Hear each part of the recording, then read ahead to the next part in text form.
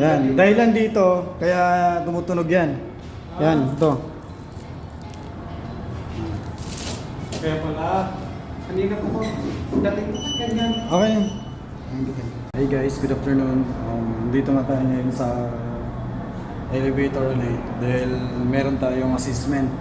Assessment is para i-audit tayo. Susubukan yung kaalaman natin bilang elevator technician. Inaantay na lang natin. Alas 3 pupunta yun sa Sir GC dito para mag-test sa amin. Guide nyo kami guys kasi 3 kami. Sana ay pumasa tayo sa refresher na yun. Karon guys, gihuwat na mo kung among trainer si JC Miranda. Og duha ka na ako kauban diri sa fire exit. Wato na to sila kay alas 3 man magsugod. Pag abot og alas 3 sa karon, mag-start na ako ang magpaunag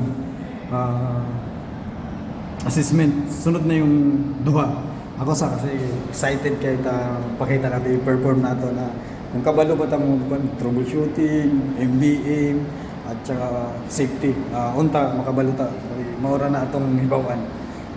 Salamat kayo.